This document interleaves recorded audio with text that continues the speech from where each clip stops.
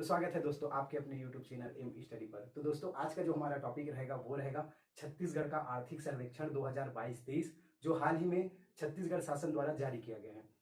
तो दोस्तों वीडियो में आगे बढ़ने से पहले अगर आपने अभी तक हमारा जो चैनल है उसको सब्सक्राइब नहीं किया है तो जाइए सब्सक्राइब कीजिए और बेल आइकन को प्रेस कीजिए जिससे हमारे सभी वीडियो का नोटिफिकेशन आप तक पहले पहुंचे।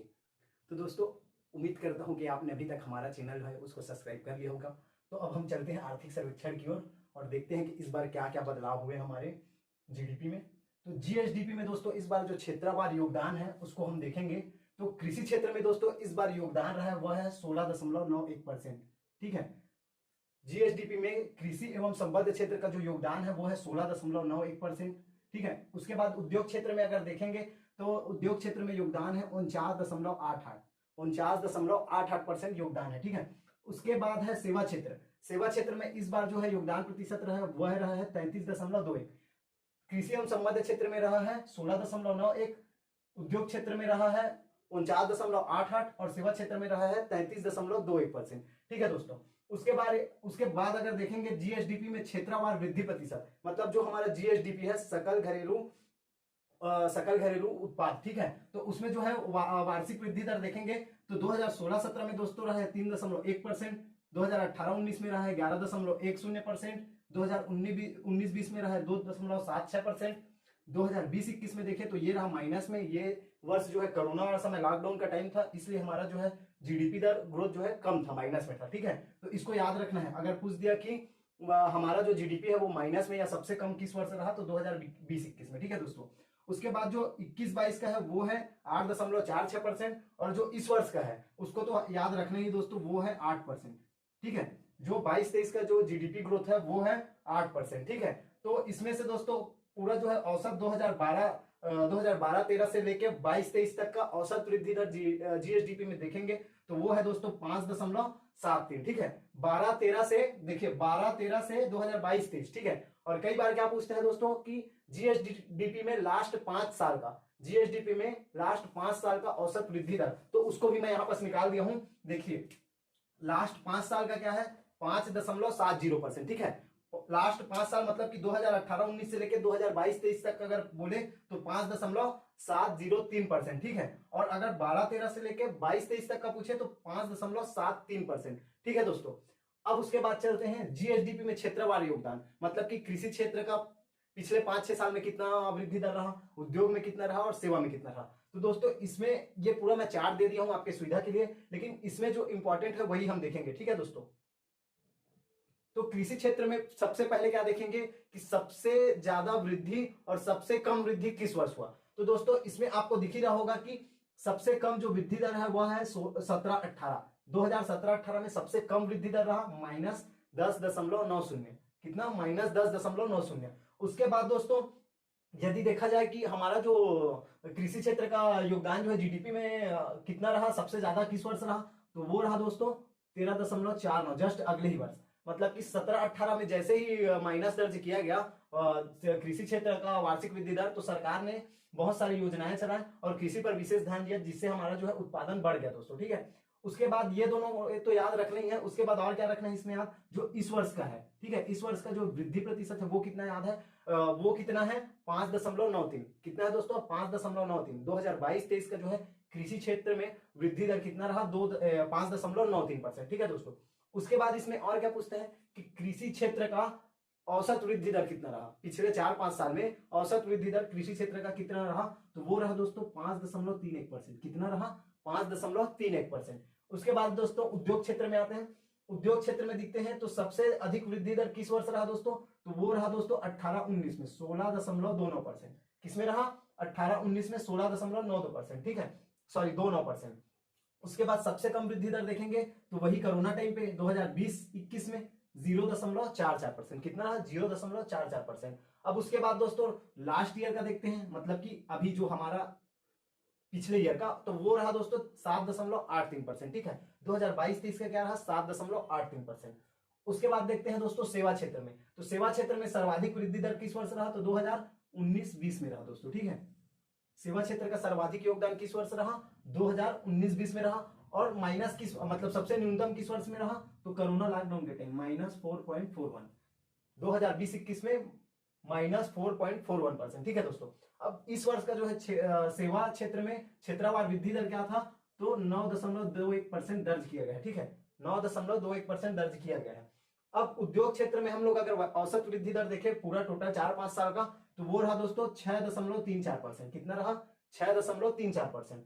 उसके बाद अगर देखें सेवा क्षेत्र में जो है औसत वृद्धि दर क्या रहा, तो वो रहा 5.37। तो अपने को दोस्तों याद क्या रखना है, करंट ईयर का मतलब लास्ट जो अपन 2022-23 का पढ़े हैं, कृषि क्षेत्र में 5.93 वृद्धि दर, उद्योग क्षेत्र में 7.83 और सेवा क्षेत्र में 9.21। ये तो आपको याद रखना ही है। उसके बाद याद रखना है कि औसत वृद्धि दर कितना हुआ तीनों क्षेत्र में, जैसे कि कृषि में हुआ 5.31, उद्योग में हुआ 6.34 और सेवा क्षेत्र में हुआ 5.37%। ठीक है, उसके बाद इतना तो पूछते ही है एग्जाम में, और कभी पूछ देता है कि सबसे अधिक वृद्धि दर कृषि में किस वर्ष दर्ज की गई। ठीक है, सबसे मतलब न्यूनतम वृद्धि दर किस वर्ष दर्ज की गई, तो इसको भी आप एक नजर याद रख लेना। ठीक है, उसके बाद दोस्तों चलते हैं इस वर्ष का जो हमारा प्रति व्यक्ति आय जो है प्रचलित भाव पे।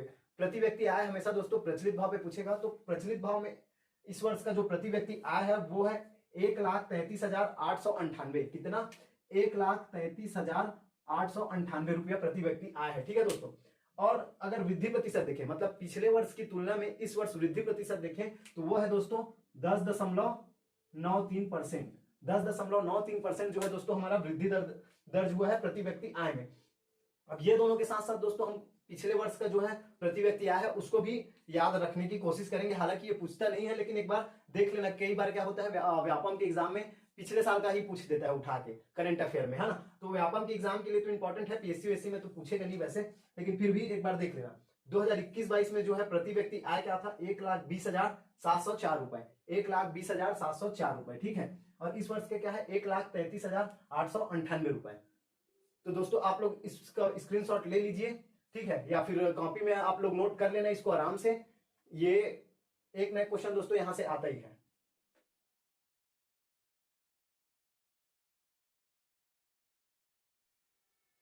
अब दोस्तों हम लोग लोक वित्त देखेंगे।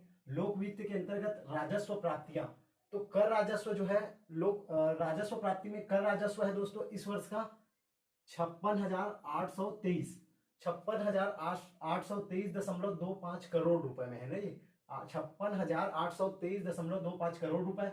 गैर कर राजस्व है 32,250, ठीक है, 32,250 करोड़ रुपए में।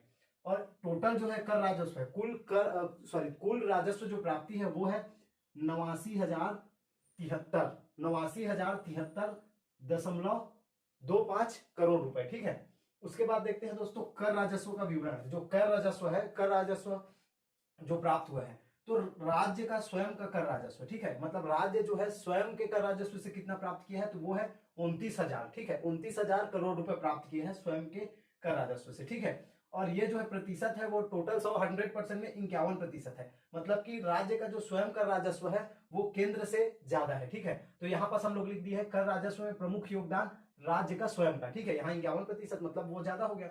अब केंद्रीय करों में राज्य का अंश, मतलब केंद्रीय करों में जो है राज्य का अंश वो भी तो कर राजस्व हुआ ना, तो वो भी राज्य को मिलता है, तो वो कितना है, तो 27,823, ठीक है, 27,823.25 करोड़ रुपए। ठीक है, टोटल कितना हो गया 56,823.25 करोड़ रुपए। ठीक है, 56,823.25 करोड़ रुपए।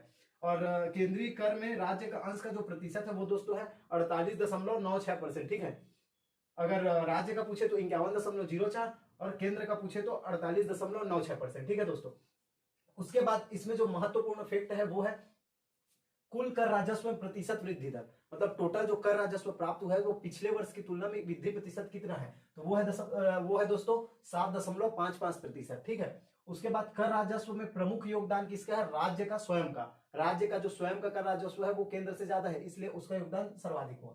उसके बाद देखते हैं दोस्तों कि कुल राजस्व प्राप्ति में कर राजस्व का योगदान कितना है, मतलब टोटल जितना कर राजस्व प्राप्त हुआ है हमको, ये जो टोटल प्राप्त हुआ है कर राजस्व 89,073, उसमें जो है कर राजस्व का जो प्रतिशत है वह है दोस्तों 63.73। ठीक है, 63.79%, 63.79%। ठीक है, उसके बाद देखते हैं दोस्तों गैर कर राजस्व का विवरण। ये था कर राजस्व का विवरण और उसके बाद है गैर कर राजस्व का विवरण। तो गैर कर राजस्व में जो है केंद्रीय सहायता अनुदान जो है वो सर्वाधिक है। केंद्र द्वारा जो सहायता अनुदान दिया गया है वो सर्वाधिक है। वो कितना है? 16,750 रुपए। कितना है? 16,750 रुपए।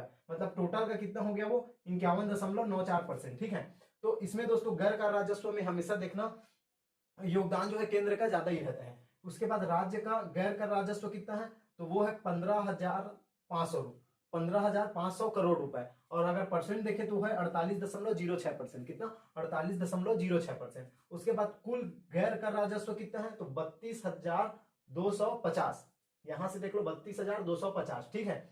उसके बाद दोस्तों इसमें महत्वपूर्ण फैक्ट क्या है कि गैर कर राजस्व में योगदान कितना है? सॉरी, ये गैर कर राजस्व में किसका योगदान सर्वाधिक है?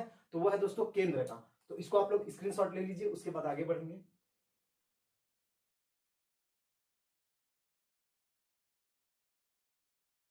अब दोस्तों आगे देखते हैं राजस्व प्राप्ति एवं राजस्व व्यय। जो सरकार का इस वर्ष का राजस्व प्राप्ति है टोटल, और कितना व्यय कर रही है योजनाओं पर या फिर वेतन भत्ते मजदूरी जितना भी देती है, उसमें टोटल व्यय कितना हो रहा है उसको देखेंगे।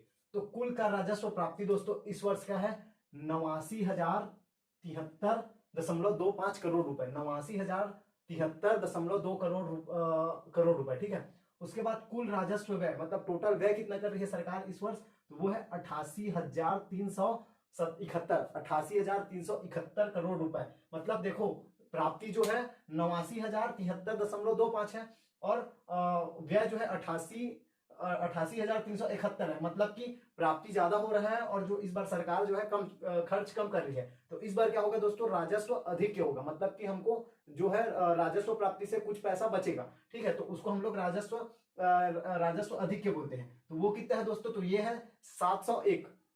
तो ये करोड़ रुपए में 701 करोड़ रुपए जो है हमारा राजस्व अधिक है। ठीक है दोस्तों। उसके बाद जो राजस्व व्यय है टोटल जो सरकार खर्चा कर रही है वो किस मत पर कितना खर्चा कर रही है वो देखते हैं। तो जो है दोस्तों ब्याज, जो सरकार ब्याज लेती है तो उसके भुगतान के लिए है दोस्तों जो खर्च किया है वो है 7,222 रुपए, 7,222 करोड़ रुपए। और पेंशन में है 7,573, वेतन भत्ते में है 26,769, और उसके बाद मजदूरी में है 1,072, और उसके बाद है अन्य में 45,734 करोड़ रुपए। तो दोस्तों आप लोग इसका स्क्रीनशॉट ले लीजिए।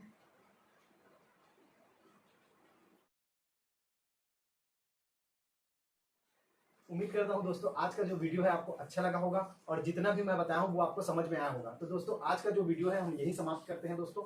आज के लिए धन्यवाद।